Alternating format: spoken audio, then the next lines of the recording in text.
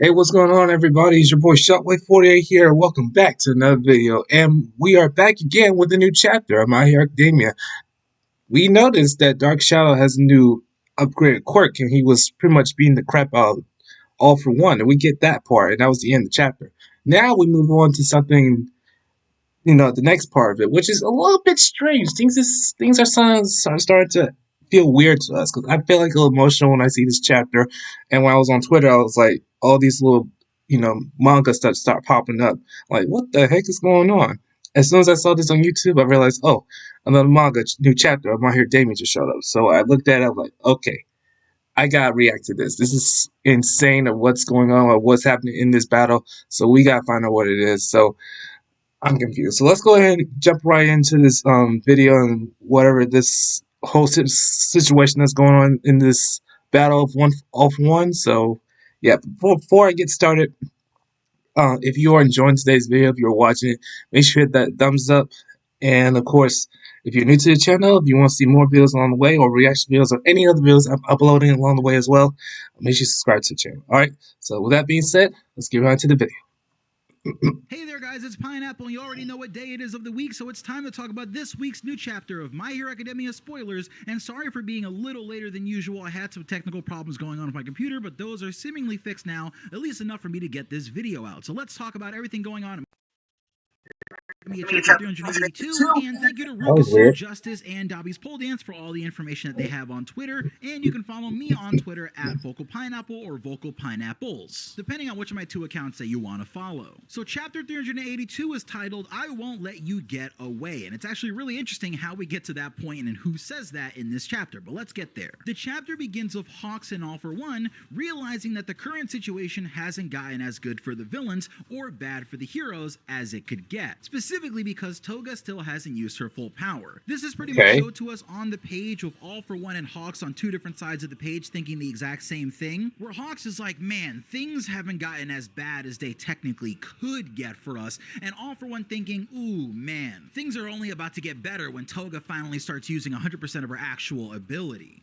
And what is All for One referring to when he says that Toga actually hasn't used her full power? Well, we find out really quickly because that's when she starts making clones of Shigaraki, Dobby, and All for One, who we see in the crowd of Twice clones, and those are really, really dangerous. She has done that before in other different seasons. We see that Shigaraki's clone tries to use Decay, but nothing actually happens. And he squints one of his eyes, looking rather confused at the fact that his Decay didn't work. And at the same time as him trying to use his Decay, we see instead of the ground just completely crumbling away, it begins to grow out of the ground and fly into the air as Pixie Bob uses her quirk to send that Shigaraki clone flying and hopefully collapse him with her tidal wave of mud. It's here where we see Froppy, Jiro, and Ochako running, and Tsuyu says that she has a hypothesis. If Toga transformed into the other league members at the start and made clones of them, things would already be over. There wouldn't really be all this battling going on. If that's how everything was going to go, Toga already could have just transformed into Twice and ended this battle immediately. But since that's not what she did, there has to be a condition at play here, something that's not going according to Toga's plan. And that's where all the work that the heroes did before this war arc to really share their intel and discuss everything that they've learned so far really starts to come into play. As Tsuyu says that this condition likely has to do with what Toga told Ochako in the last war about using the quirks of people that she loves. Clones created by Toga must still follow that rule, and since she doesn't love the league members enough, she can't actually use her quirks of her clones, even though Twice would have been able to with his clones. Now, I don't necessarily buy this explanation for what's going on of Toga and why she can't use the quirk. I mean, I believe that this is the reason in the story, and I believe Horikoshi when he says it, but Horikoshi also very much could have just gone the opposite way, and I feel like it would have been okay, right? Like, it would have made sense if Toga was able to use Twice's quirk. Although in this situation, we do have a Toga that seems to be nerfed. Without the Black Panther, Wakanda will burn. I'd love to see. I do like the kind of thought that Toga doesn't love the other League of Villains members as much as she loves some of the living heroes, right? And Toga is one of those only characters. She goes crazy over love, I'll tell you that. Of heroes and villains, and I know it doesn't seem like it, but it's more so because Toga wants to be friends with heroes and villains, and she's one of the only characters in the series that we've seen wanting to extend a hand to both of those different sides, no matter what side on that argument that I wouldn't be friends with that chick. It's really no way. blatant that it's ever been before, because the only League member whose quirk she she could use, the only one that she loved enough or cared about enough to use their quirk, is gone. So there's nothing really tying her to that group anymore. And despite how Dabi and other people have treated her in the group and how she feels like they're her family, the only living person right now who we can see that Toga is able to use their quirk is Ochako, meaning that Toga actually has more love for the side of the heroes right now than she does for the side of the villains. And I feel like That's part of this strange. chapter is her coming to terms with that to a certain extent, and at least realizing that she's very out of place, and the things that she thinks she wants might not actually be what she wants. I feel like a lot of this starts to settle in for Ochako, who starts to wonder how Toga must be feeling about this, and we see that Toga is actually really unwell. On the page, we see Toga remembering her conversation with Dabi, a conversation that did take place in our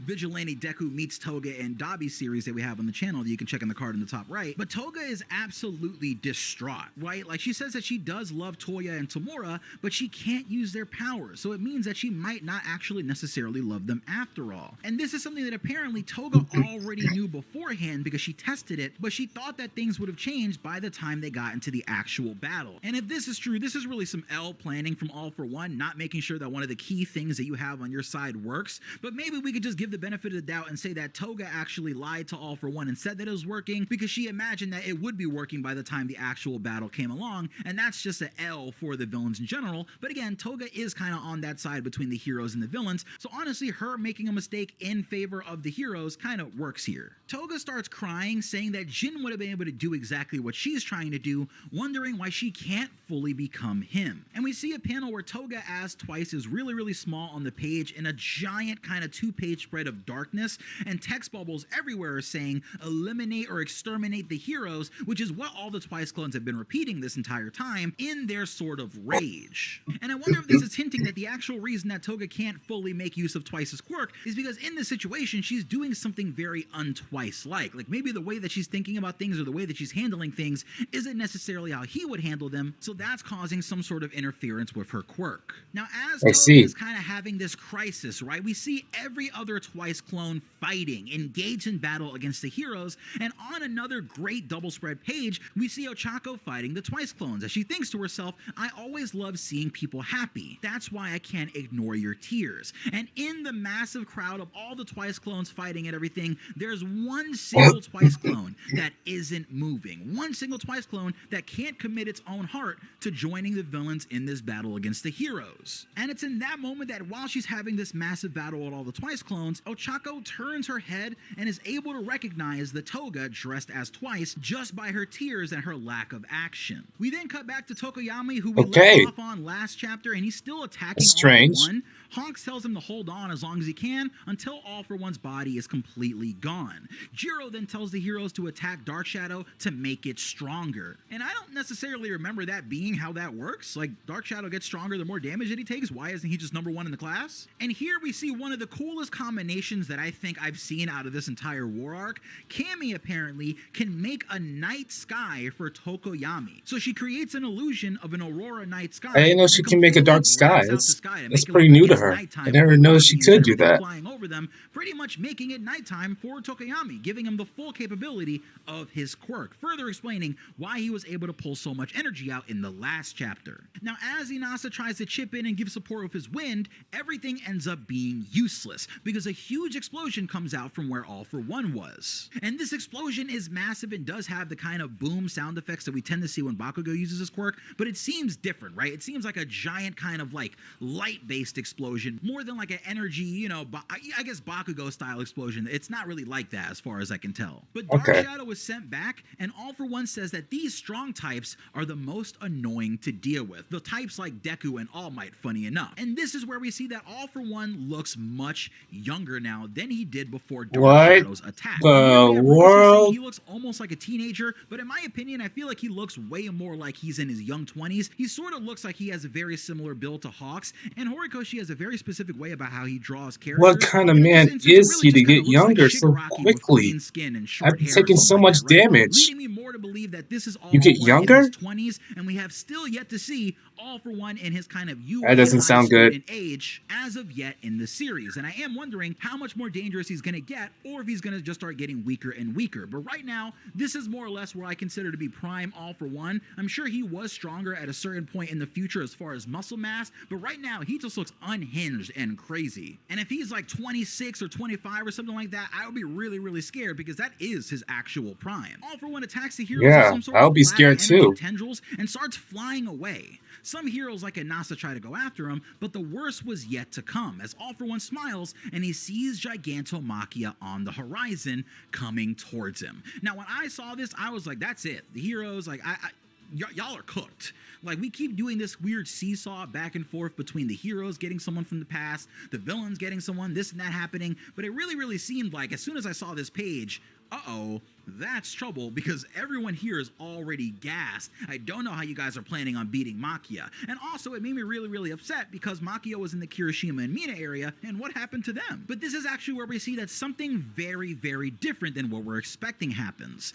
All for One gives an order for Makia to destroy the remaining heroes, but then Hawk says the situation is actually much better than it seems. Right, Tsukauchi? And at this moment, Makia throws an entire mountain at All for One. This completely confuses and shocks He All must for be One, crazy and strong by converts him throwing to the that type at of him. Makia, where the last page shows Kirishima all wounded on the top of Makia's head, shouting, "We're here too, Tokoyami." And right next to Kirishima, we see Shinso using his quirk and his persona cords on his face to control Makia. Now, this is something that we suggested would happen on Twitter, saying that Shinso might actually be a really, really smart person to use to try to take control of Makia, because if he uses All for One's voice, of course Makia is going to respond at the very least, and I'm sure Shinso would be able to control him. So it's awesome seeing that come to fruition, but my issue more so is that it seems like we kind of just skipped over the entire events of the Kirishima area. Now, I do think there is a chance that next chapter we could flash back to that, but knowing how Horikoshi has been handling the flashbacks lately, it makes me wonder if we're just going to get a short flashback covering exactly what happened there, or if we're now going to cut over there for another like 3 or 4 chapters to see everything that happened. And if we are going to do that, then why show the events out of order by doing this cliffhanger? I don't know. I just feel like there was a better way to handle that, but I can't really complain because I am still enjoying the fact that Kirishima, instead of just defeating Gigantomachia, he's like conquered him and turned him into a legendary like LR mount, like a super rare mount that he could just ride into battle alongside Shinso. So I find that really, really awesome. But again, that is the end of the chapter. Now, Horikoshi's author comment this week in Shonen Jump is, "The ordinary woman felt plush I got from a fan got attacked by my cat. That was a close call." And that's everything going on of this chapter of My Hero Academia. Alright. I understand what's going on here. So, apparently, I mean, All for One, I always thought he was just going to be the same as from the beginning of season 1, but as of today, he has gotten crazier. I mean, he's getting younger. I didn't even know he could do that. I mean, you take more damage from Dark Shadow, and all of a sudden you get so intense and irritated of his attacks, and next thing you know, you're younger. That's just so weird. It's weird. Well, the hero's gonna have to do something about this situation because they got Shinso who's controlling Maki, and I don't know if that's gonna be a big help, but it'll turn out great. I mean, the heroes have to find a way to stop All for One as soon as possible before Deku arrives because he's already at his limit fighting Shigaraki. I don't know how that battle is turning out because we haven't gotten to that far yet, but we'll definitely get there soon eventually. So, yeah.